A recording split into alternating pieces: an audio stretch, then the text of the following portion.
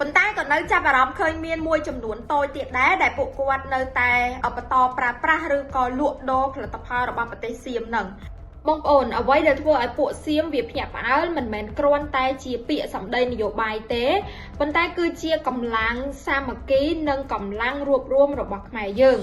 នៅពេលដែលប្រជាជនយើងចាប់ផ្ដើមផ្លាស់ប្ដូរអរិយាប័ត្រនៃការប្រើប្រាស់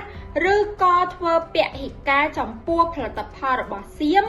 វាបានធ្វើឲ្យប៉ះពាល់ទៅដល់ទីផ្សារចំណូលនិងទំនុកចិត្តសេដ្ឋកិច្ចភ្លាមៗប្រធានក្រុមប្រឹក្សាធុរកិច្ចថៃកម្ពុជាបានរាយការណ៍ថាវិវាទព្រំដែននិងការបិទច្រកព្រំដែនកម្ពុជាថៃរយៈពេល1ឆ្នាំចុងក្រោយនេះគឺបានធ្វើឲ្យទំហំពាណិជ្ជកម្មតាមព្រំដែនគោកធ្លាក់ចុះប្រមាណ180,000 លានបាតដែលស្មើនឹងប្រហែល5,000 លានដុល្លារដោយវិបត្តិព្រំដែននេះក៏បានបង្ខំឲ្យអាជីវកម្មតាមព្រំដែនជិត 30% ត្រូវបិទទ្វារហើយក៏ប៉ះពាល់ទៅដល់ការវិនិយោគរបស់ថៃនៅកម្ពុជាដែលមានតម្លៃរាប់ពាន់លានដុល្លារទៀតនេះហើយគឺជាចំណុចដែលធ្វើឲ្យសៀមហាក់ដូចជាកំពុងតែមានការព្រួយបារម្ភកាន់តែខ្លាំងឡើងបើយើងមើលតាមមុំសេដ្ឋកិច្ចក្នុងតំបន់បញ្ហាដែលកំពុងតែកើតមានឡើងសប្តាហ៍ថ្ងៃនេះគឺជាសម្ពាធផ្ទៃក្នុងហើយជាការធ្លាក់ចុះនៃការចំណាយរបស់ប្រជាជនព្រមជាមួយនឹងការព្រួយបារម្ភរបស់សាធារណជនពាក់ព័ន្ធនឹងស្ថានភាពសេដ្ឋកិច្ចចាប់ពីពេលដែលខ្មែរយើងចេះឈឺចាប់ជាមួយនឹងទង្វើឈ្លានពានរបស់សៀមហើយក៏ចាប់ផ្ដើមលេចចេញជាស្មារតីពហិការមកសៀមគឺចាំបាច់ត្រូវតែបង្វែរទីផ្សារភ្លាមៗដែលនេះគឺជាហេតុធ្វើឲ្យប៉ះពាល់មួយចំណែកទៅដល់សេដ្ឋកិច្ចរបស់សៀមជាពិសេសគឺចំពោះប្រជាជនហើយនិងកសិករសៀមតែម្ដងហើយអ្វីដែលខ្ញុំសង្កេតឃើញខ្ញុំគិតថាប្រជាជនខ្មែរយើងបច្ចុប្បន្ននេះគឺមានការផ្លាស់ប្ដូរច្រើនដោយពួកគាត់បញ្ឈប់ការប្រើប្រាស់ទំនិញរបស់សៀមហើយយើងព្យាយាមស្វែងរកទំនិញរបស់ប្រទេសផ្សេងឬក៏យើងខ្លួនឯងនេះចាប់ផ្ដើមព្យាយាមបង្កើតផលិតផលហ្នឹងឲ្យចេញជារូបរាងមិនថាតែផលិតផលសម្រាប់ប្រើប្រាស់ក្នុងផ្ទះបាយផលិតផលសម្រាប់ប្រើប្រាស់តាមបន្ទប់ទឹកបន្ទប់គេងឬក៏ផលិតផលមួយចំនួនទៀតសង្កេតឃើញថាខ្មែរយើងចាប់ផ្ដើមបង្កើតចាប់ផ្ដើមផលិតចេញមកបានច្រើនមែនទែនប៉ុន្តែក៏នៅចាប់អារម្មណ៍ឃើញមានមួយចំនួនតូចទៀតដែរដែលពួកគាត់នៅតែបន្តប្រើប្រាស់ឬក៏លក់ដូរផលិតផលរបស់ប្រទេសសៀមនឹង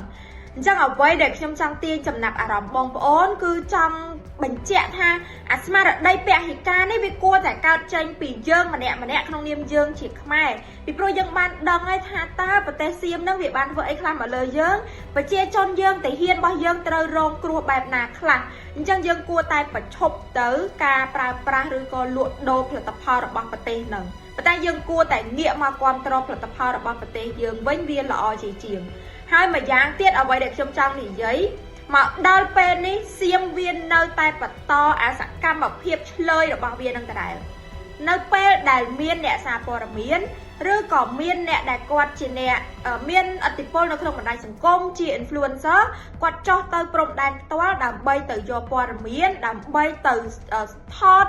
អាស្ថានភាពនៅព្រំដែននឹងឲ្យពួកយើងទាំងអស់គ្នាបានឃើញឬក៏ដើម្បីផ្សព្វផ្សាយទៅកាន់អន្តរជាតិ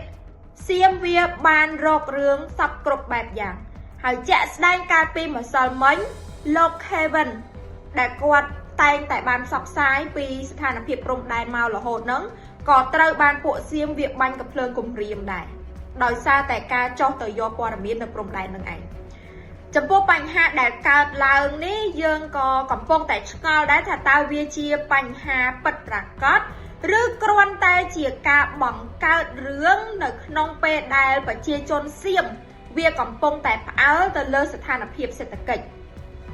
ប៉ុន្តែសម្រាប់កម្ពុជាយើងគឺយើងអត់ខ្វល់ខ្វាយអ្វីទាំងអស់កុំឲ្យតែមកប៉ះពាល់មកដល់ខ្មែរយើងបានហើយអ្វីដែលយើងខ្វល់អ្វីដែលយើងគួរធ្វើគឺយើងបន្តរក្សាភាពស្ងប់ស្ងាត់ហើយយើងប្រើប្រាស់នៅកម្លាំងសាមគ្គីក៏ដូចជាការរក្សាជំហរក្នុងការដោះស្រាយបញ្ហាដោយសន្តិវិធីពីព្រោះនៅសម័យនេះអំណាចវាមិនមែនស្ថិតនៅលើអាវុធតែមួយមុខទេប៉ុន្តែគឺស្ថិតលើអំណាចសេដ្ឋកិច្ចហើយនឹងកម្លាំងសាមគ្គីនិងការរួបរวมរបស់ប្រជាពលរដ្ឋនៅក្នុងសង្គមមួយនោះ